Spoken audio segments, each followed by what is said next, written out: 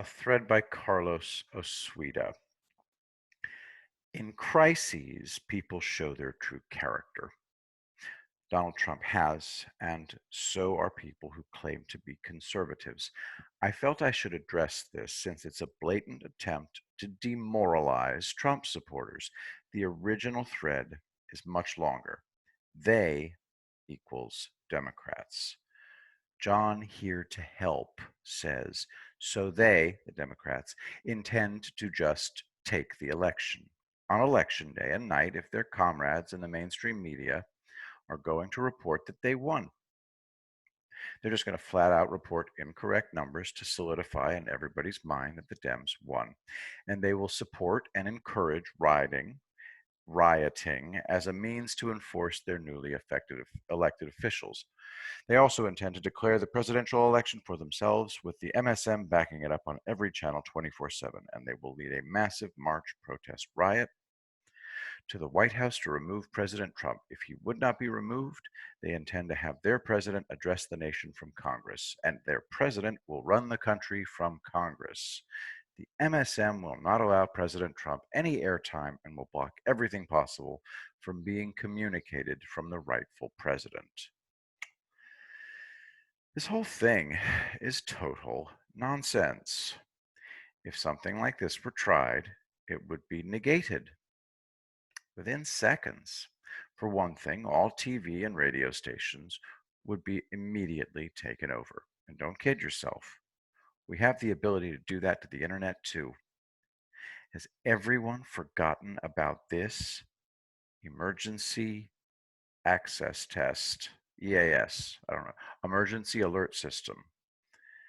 They have the same thing for radio. Now, you read Twitter by getting it from an internet service provider, ISP. The feds already have the ability to monitor all traffic coming from ISPs.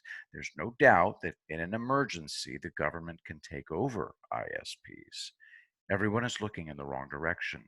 The discussion and legislation are about an internet kill switch. It's illegal for the government to shut down the various ISPs. It's not illegal for the government to replace what's coming from ISPs. As for a massive protest march on the White House to physically remove the president, good luck.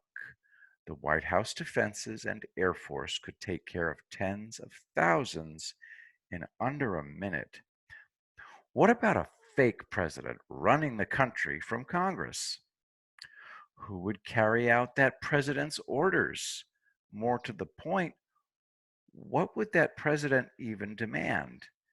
If he's an illegal president, all bets are off.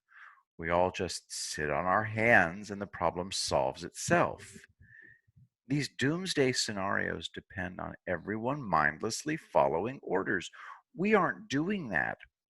Don't you understand why Trump did this? He did it because now the Democrats, press, and scientists have no choice but to come out against masks.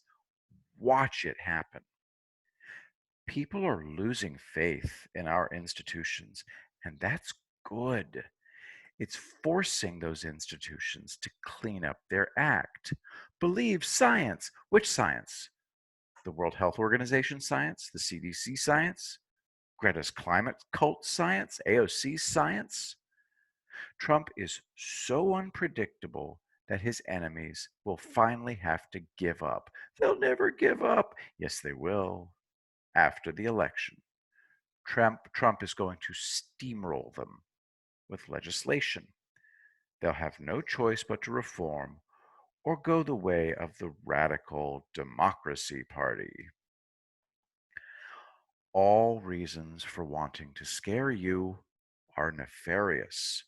Scaremongers want to feel superior. They want to troll you. They want to control you. They want to feel superior to you. They want you to be miserable. And they feel total contempt for you. I'm the opposite. I want you to be calm and happy, but I don't do it with pie in the sky. Everything I say is factual. It exists by itself outside of me. I didn't make it up. Trump will be reelected and the GOP will take the House.